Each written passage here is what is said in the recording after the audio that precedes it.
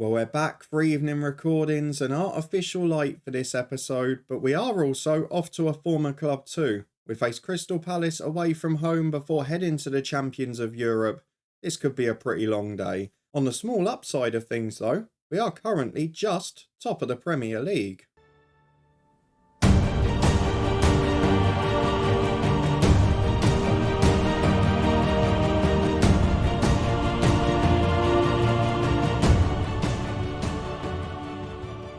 Yes, hello and welcome along to another episode of this FM23 story, The Head Coach with me, Daniel. We are back today for part 129. It is a reunion with artificial lighting. It is a reunion with Crystal Palace. And it's probably a beating at the hands of the champions of Europe, Bayern Munich. We've got a few other things to contend with too, suspension and injury problems. But remarkably, due to keeping the score down to 2 against City in the last episode, we are now top of the league by courtesy of goal difference. How long will that last? Well, probably till about the end of the first game here. If you're looking forward to finding out if I'm right and seeing what on earth we're doing there, then please do put a thumbs up on the video. We also come up against another new manager at Crystal Palace today, and this one is a bit of a bizarre story. Lebogang Theory is a South African international of the past, was playing for Paris FC at the start of this save, inexplicably had 5 years completely off the radar, and then has had a great career in Turkey as a manager before moving to Palace last year. So it looks like we're going to be up against it in this one because they are fourth. They've started the season brilliantly, and if they win it by enough goals, they could well go top of the league. But let's start by having a look at the schedule and what's been happening since you were last with me, because of course we had a problem at the end of the last episode. Not that we lost at City, because we probably expected that, but more that both of our fullbacks were not replaced on transfer deadline day. Ariel Garcia was sold during the day to make it worse, and we obviously didn't get the right back that John Murtaugh was chasing at the start of the day. That's left us being inspired by Tony Pulis and chucking centre-halves everywhere along the back four. In addition to that, we've also been retraining midfielders and gradually getting people up to speed. What we have done at that time though, is managed to nick 3 wins in all competitions. Now, you could argue we've only played 1 Premier League game, and that was at home, and that the scoreline flattered us, which it certainly did. We then got a win in the Carabao Cup in a bonkers game, and we won a game we expected to in the Champions League. I appreciate it doesn't look spectacular, and that the 2 games we played today, as always with the ones in these videos, are going to be the trickier ones where we could trip up. But let's take you through the 3 good results. Against Copenhagen, a 4-0 win thanks to Joseph Taylor, Juan Heavier, Adrian Smith on his return from injury, and Emir Baysal. Smith also got a goal in a 5-1 win against Spurs the game after. It really was remarkable at half-time. Henry Ocon had wrapped himself up a hat-trick already. We were 4-0 up, and despite that, Tottenham had had more shots on target. They had the higher expected goals. Literally every shot we had went in, and Spurs just couldn't hit a barn door. It was not a convincing performance. Ocon got himself a 4th, a great day for him, before Joel North scored the winner in a remarkable League Cup tie. Arsenal got a red card early on, and we've talked about the red card situation in big games or rival games before here, and I'm not going to beat it to death, but Jonathan Palermo sent off for a ridiculous tackle after 7 minutes. His first red card for Arsenal, I've checked it out by the way, his first red card since joining 9 years ago for the club. Isaac Simmons then got sent off for the worst tackle I've ever seen. Even the animation looked like he flew in from about 20 yards away. If anyone remembers a Luton tackle, Sol Davis on Ricardo Fuller. If not, look for it in YouTube after this video. It was almost identical. He then got sent off, Joel North scored a header, and after that we managed to cling on. But another one of those games settled by red cards, and a missed penalty from Joseph Taylor too. But we now go into 2 very tricky games in 2 competitions. Bayern are the reigning champions of Europe, and Crystal Palace, our former club, are flying, and we don't have Isaac Simmons for this now because his red card was for a violent challenge rather than for 2 yellow cards. It's very bizarre the way some of these bans work in England, but let's go and get through to the first of today's games. It is going to be a pretty interesting one, and I would say we're probably second favourites. Great to see Guy Vaknin banging in the goals for Forest, and he didn't do that against us, which is even better. But City have got a tough game against Arsenal, and actually it's something I was going to bring up. In the Carabao Cup 3rd round, last year's top 4 came up against each other. So City played against Liverpool and we played against Arsenal. first v third, second v fourth. And we've got the same in the Premier League this weekend. 2 of the top 4 going head-to-head in City and Arsenal, and then us 2, Palace and Manchester United. Former club v current club for us. So let's go through and pick the lineups. Chris Lewis, I think, is the top scorer in the Premier League at the moment. We're going to need to make changes because, well, we had a few problems on Wednesday night. We rotated a bit. We then had problems with suspension due to Simmons, and we're down to the bare bones due to injuries again. Guido is back and fit enough for the bench. Sol Julien and Matthew Vella not quite back yet. And of course, Simmons is out suspended, which means that we've got another centre-half at left-back. Humphreys is half fit at right-back, and we'll make do with the rest. We have got Smith back in the number 10 role, and he's firing, as you saw from the last few games. It is George Robles between the sticks. We've got Humphreys and Jones, the fullbacks. Hervenhoff and Develate in the middle. Heavier and Hodgkinson the midfield too. One Heavier started really well for us. Smith ahead of them with Demeter or Base out either side. And then Henry Ocon through the middle up front. That Ocon hat-trick against Spurs, every single one was set up by Demeter. We'll be looking for the same link-up today. But at Palace, it might be tricky. Well, as we head into this one, it's a quick search for who's the familiar name in the team. And the truth is, there's 3 in the starting lineup. Ben Hames and Chris Lewis were managed by us both for Palace and for England. And then Eric Nelson we managed at Palace as well. On the bench, there's a few more in Rodolfo, Kevin Pecorino, and Gordon Ward is there as well. So 6 out of the 20, not bad a few years on. We had, 2 years at England, and this is our 3rd year here. That's 5 seasons we're talking. It's not a bad effort. Let's go and get through the tunnel interview. Let's go and get into the first half. We're going to try and be positive and on the front foot. I'm not entirely confident it'll work, but hopefully Chris Lewis won't do us too much damage. We can nick a couple on the counter. Well, 15 minutes on the clock. It's been a quiet and pretty dull game so far as Hervenhoff wins a header from a long goal kick. We work it out to Baysal on the left, who's beaten by Davis, and Onar brings it forward. I presume from that Nelson is then playing at left back. Didi goes back. No, it's Santos. So where the hell is Nelson playing? Is he in midfield? Must be up in the holding role. As Develay heads away to Heavier, he can't win it. There's the short team coming back to haunt us again as Tadic runs through unopposed. And I don't care how short you are losing the initial header. To let a midfielder just run through you like that. On the side, we should have had a deep line playmaker too. That's pretty feeble. It's their first shot on goal all game. And Crystal Palace have got a 1-0 lead. We're going to try and encourage the lads, but it doesn't look great, does it? We have not found a formula away at these top half sides, no matter what we've done and what players we've had in this save. And that ain't going to help our cause at all. How many recent episodes have we literally given them an assist in? I know Humphreys isn't fully fit. I know he's missed most of the season, but that's pretty shambolic. It's not even a case that we've been outplayed here.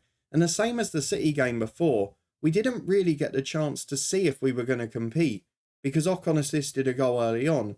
Here we've not got a clue because the first 2 shots we've conceded poor, weak goals. And in the case of the second, we gave them the assist. It's 4 shots apiece. There's not been much in the game. Their expected goals is 0.3. They've not opened us up. They've not created anything. We've just gifted them 2 goals. I'm really frustrated at the performance. Charlie Humphreys is as well. The truth is, he probably wouldn't have started today if Contreras wasn't absolutely knackered. The other option was Lima at centre-half and then out to right-back with Hervenhoff, but I've got to think ahead to midweek as well. We've now got Jones really struggling too. Simmons will be back on Wednesday. I've got to balance it out. So I think what we're going to go for, Lima is on for Humphreys, who can't do more than an hour anyway. Hervenhoff will have another go at right back. In midfield, Heavier's looking frustrated. Probably his poorest game since his debut. On will come Antonio Carlos there. And then going forward, Smith again, not been great, struggling with injuries a lot. We'll bring Guido back to the first team. Ocon's had a stinker, but he's not had any service. So what do we do with the rest? I've probably got to throw on the goal threat here. So Joel North has got to get on this pitch. How do we do it? Do we take off Demeter? I think we do. Guido to the right. Ocon number 10. And then we'll go for Guido as an inverted winger on attack. We've got Joseph Taylor. We can add in 5 or 10 minutes if need be. But for now, let's get on the front foot. Let's try and get back in this game. And if we get one quickly, maybe there's hope. If we concede another, then we'll just rest Deverley as Hervenhoff finds him at centre-half. Into Lima and Hodgkinson. Looks to North, who's so deep there for some reason. Carlos playing into midfield. Oh, what are you doing?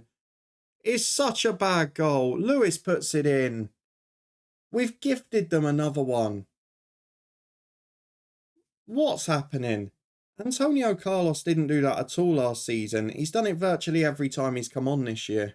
Robles has had a stinker again. He's throwing in a few poor games, and he was brilliant last year for the most part. So now I am just going to rest Devilate. Contreras will come on, and we'll live with it like that. But what are you supposed to do at this point? In fact, Contreras goes right back, Hervenhoff back in the middle. And we say goodbye to another result away from home. Yes, we're down to the bare bones defensively. You could see there where they've been playing all the time. Even the backup, Jones, he's knackered. He's playing fullback 90 minutes every game where he doesn't expect to. And that is partly contributing when you've got players who are knackered that haven't got any depth in the squad. But you can't legislate for the fact that this has been an even game and we have gifted them 3 pathetic goals. And as a manager, you can take criticism if tactically you're getting outplayed, you're getting outrun, you're getting outthought. But when you're playing, in one case with Humphreys the assist, in Carlos's case the one before the assist, what do you do as a team, honestly? O'Connor's knocked a header in his 3-1. And it's individual errors. Unfortunately, individual errors are something you can't do much about. Palace have got the better of the stats in the end, but 3 of those shots were gifted. They committed more fouls to stop us, and we didn't make much of set pieces because we haven't got any height in the team. Their expected goals is less than 1, and we've gifted them 3.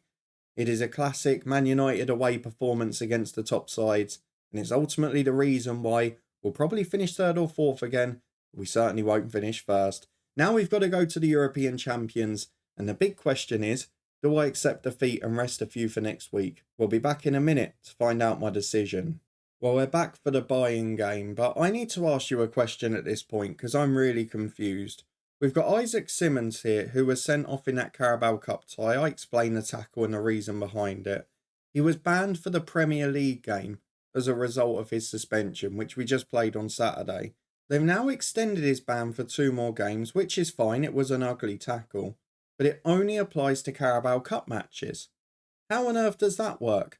How can you get the ban initially that applies to Premier League games and everything in England, and then the follow-up addition to the ban that only applies to the Cup? Is that a problem in-game, or is that something ridiculous in the ruling? Because there are some ridiculous rules in there already. But yeah, let me know in the comments on that, because am I wrong? Is the game wrong? Is it just bizarre? Because it does not make sense to me. But let's go and crack on with the Bayern game. I've made the decision that I'm going to go fairly strong in this one, because we've got Watford at home at the weekend, who they lost 6-1 at home to Charlton. They're 16th. With respect, we should beat them rotating. So let's just go as strong as we can. We'll see how many of these are fit. We'll obviously play Isaac Simmons, who had the weekend off. And we've got Demeter out, who is suspended. He played last year in that crazy last 16 game. You all remember the penalty shootout, the red cards and all of that as well.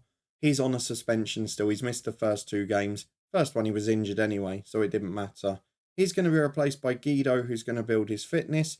And we're going to bring Simmons back in at left back for Jones. The rest of it, I've no idea what to do because we've not really got many fit players. Vela is returning from injury, which is a nice touch, but we've not really got a strong enough squad to fill the bench well. The rest of the team I'm going to keep the same because Humphreys now is apparently fit enough, and on Saturday, if we need to rotate nearly fully, we will. Let's go and get into it. It is Simmons in at left back, Guido in on the right wing. The rest the same as what got battered at Palace. Well, here are the teams, and it is 3 changes for the European champions, and in the team today, Ugo Esnalt. He moved from Bournemouth last year. He is the man we managed at Palace, ironically. Endrick is still there up front, must probably only be early 30s now. Musiala's still going on the bench, but most of it is very much a new team. Let's go and tell the dressing room that we want to put on a worthy display. We are going to drop to balance for this one. It seems to work better in the big European ones anyway. We're going to go inverted winger for Guido, but only on support, just so we've got a little bit more caution in the team. Into the first half at the Allianz Arena, and it is immediately Bayern on the front foot. It's a big game, so let's not rule out an early red card in this one as well, as they get into the box with Kazaz. Back to Cantarelli. Good save from Robles. I criticised him last game. He's done a good job for us there, but at the moment, it is not enough to get us on the board. We are hanging on with 3 minutes gone, and it is not a good sign, as we're definitely the smaller side from set pieces, as Endrick picks it up on the edge to Kazaz. As support to either side of him, Esnalt is one, and his shot's deflected for a corner. Would have been very ironic if he'd put one in the top corner from 25 yards. But it is a corner kick again for the European champions, and Herman is delivering another good one to the back post unmarked. Goalkeeper in no man's land. What he's doing, I don't know. He's out for a goal kick. We survive one as Dortmund go behind against Arsenal. We're 10 gone. We are very much second best here. Well, Dortmund are back on terms against Arsenal, and with 8 minutes to half time, this has been probably pleasingly boring because it's the only way we're going to get a result here. I'm going to have to go back to the old 1-0 to the Distillery from the other save, or what we were doing at Maidenhead when we were winning there in non-league. Maybe even the Ipswich days where we were just drawing every game. A draw here is a very good result for United, but I don't trust us to get it because from set pieces we're struggling. And to be fair, although we've not really given up a huge amount in this game, I do expect us to concede eventually, and I don't know where our goal threat is. That one peters out as we get to halfway, and as you can see, the likes of Metz, the French sides, they're unbelievable in this game. Strasbourg, another big one too. But at half-time, it is 0-0. We've been second best, but we've not given up great chances. Just the one from the corner, which has caused the high expected goals. But it's a barrage of set pieces, and that's what we're struggling to deal with. Simmons heads clear, but Guido won't get there. Ocon does though, and he finds Baysal. Oh, this would be a proper smash and grab. You're going the wrong way, son, but Hodgkinson releases Smith into Ocon. Was he onside? It doesn't matter. He shoots from 25 yards. It's comfortably over the bar. And even that, a great chance from an incisive breakaway. We've managed to turn into a pretty average one. As Kazaz throws in again towards Diallo, headed away by Develay. Not far enough though, and Pierron goes wide. They've got a man over on the left with Artiga. Develay heads clear again. Heavier just hacks downfield, but there's no one there. And we're going to have to think about subs because Baysal's having a stinker. Smith can't get in a game. Heavier, oh, Ocon flies in. That had me worried. It's chipped over the left though to Endrick. They've got a 3-on-3 in the middle. I'm sure this is the goal. Endrick across, back to Pierron. And there it is, a matter of time. Now, do we come out and try and equalise or accept 1-0 as a result? I really don't know what to go for. We've definitely got no foothold in this game. And we are crumbling against the best sides. We're just not at their level. And I can say what I want, but we are just not at their level. Maybe I need to stop trying to find the tactics and accept that we're the second best team in these games. There's a long ball forward, which is dealt with at the back. Hillstrip to Kazaz and into midfield. Look at the way they're playing at speed, and we just can't get in the game at all. Pierron goes back to his centre-half, and again, we are camped in our own half here with Herman. Pierron, Cantarelli, it's so easy, it's so slick. And we're just chasing shadows as it's out to Endrick with the overlap on the left. Here comes the second, I'm sure. We've got 5 or 6 back, but it won't matter. Artiga cuts to Endrick. Crossing the box to Herman. Good save, Robles. Changes to be made because this is easy. Heavier is going to come off. We'll put Ocon in midfield. Joel North, the super sub up front. Taylor on the left for Baysal, who's been shocking. We'll take off Adrian Smith for a midfielder. I might have to go Carlos again because as much as he's not played well recently, he's the only one who's got a good mentality. So he'll drop into the Mazzala role. I'm tempted to rest the centre-half, and I will. Hervenhoff gets the break this time. He played 90 at the weekend. Lima will come on for him. And we'll save the last one a few more minutes. But I'm going to stay balanced till I think 75. We can stay at 1-0. I might then have a swing at it and just see if we can get a goal. But at the moment, Bayern, according to the stats, are unlucky not to be 2 up. So do you know what? Let's go for it. Let's push on. A bruised shin for Charlie Humphreys. He's had his problems with injury too. So do you know what? I'm going to rest him at the end as well. Contreras, literally the only other man who can play right back. So he'll come on. He'll get a few minutes. But this is the problem with deadline day. Instead of bringing in Fabio, instead of having Ariel Garcia, we're chucking on an 18-year-old centre-half who, with the greatest will in the world, is not ready for it yet. Guido's having to do 90, but he'll get a rest at the weekend. And despite going positive, there's been no real change as it's forward from Bayern Munich. Develay heads away, but straight to the trouble of Musiala, who's still going. Simmons gets the ball away to Kazaz. I mean, we're heading it away. It's going straight back to another man. Oh, what is that? That is the worst of the lot. I mean, we're at the point now. And I mean this politely in the comments. I'm sure a few of you will say about tactics and whatever. You cannot legislate for that. I'm not even playing passing out from the back, and he played 3 passes in their own 6-yard box, and then the keeper has cleared it against the head of a centre forward. I mean, that is astonishing. You can say what you want. There's no tactic in the world I can set up that will legislate for a goal like that will legislate for what Humphreys did in the last game, or what Carlos did. And that is the prime example of what is lacking in this United side. Why we're playing 2 passes in our own box, I don't know. It's ignoring my tactical instructions. And the goalkeeper's clearance is, well, another world, isn't it? Maybe we've got another De Gea who just can't play with his feet, but I'm not trying to get him to be a sweeper keeper. I just want him to clear the ball. Hodgkinson is lucky to escape a booking there. And at full time, let's hope it's just 2-0.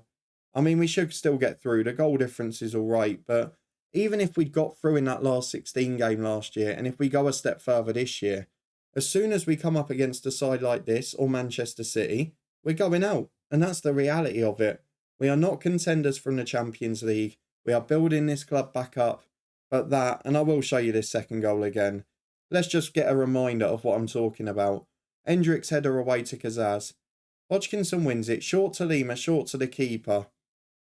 I mean, what do you do? What was Robles even aiming for? Just clear it down the middle, that's the instruction. We're dominated by Bayern. I don't know if we were better or worse after going to a positive mentality. But we're not good enough for these big sides. And yes, I maybe have to accept what you said in the comments. If we want to reach the top quickly, we're not doing it at this club. I love the rebuilding challenge. I want to take a side back to the best when they've dropped away a bit. But this might be a task too far because John Murtow has sold all the fullbacks and the rest of the team. I mean, Robles has got a 7.1. He literally assisted the second goal. Assist Robles, goal Musiala, and he's got a 7.1. Shows how many shots he faced the rest of the game. Let's go to the schedule and see when we're going to be back. I might have to leave it a while now because I need a chance to breathe rather than complain. Well, Charlie Humphreys only out with a knock, but he will miss the game on Saturday, which means we're going to see another centre-half at right back against Watford. If we go and have a look at the schedule though, I'm going to be kind and do you the service of showing you 2 big games again because, let's be honest, you don't want to see me here after home wins against Watford and Olympiacos smiling and looking happy. We've gone and got an away win at Leeds and Norwich. Oh, whoopie-doo, we're back. You don't want to see that. We are going to come back in December for 2 big games right at the start of the month. Bournemouth away, we've had our troubles and we've had our odd success there in the past. And Real Madrid at home in a Champions League. Not an away game, but certainly a real test against a side that have had their own troubles in recent years. But they are a very good team. And it's going to be a case of seeing which one of us is best at Old Trafford. If you're looking forward to it and you did enjoy this episode, 2 defeats with a string of individual errors. But ultimately, the 3 games we've seen on camera in the last 2 episodes, not having fully fit fullbacks or backup options to replace them has been a large part of our undoing. If you're looking forward to seeing if we can find another job or whether we can get back on track with United with a friendlier run of fixtures in the next 2 months, then please do subscribe and turn that notification bell on. We were back with a summer transfer special in our Builder Nation at Distillery yesterday. That one is up in the eye above. We'll be back with that tomorrow before this returns in 2 days' time. In the meantime, in the eye above, as well as that Builder Nation, you can find the Twitch channel, the football podcast, and the blog posts as well. And I'll see you back here next time, where hopefully we're back on track.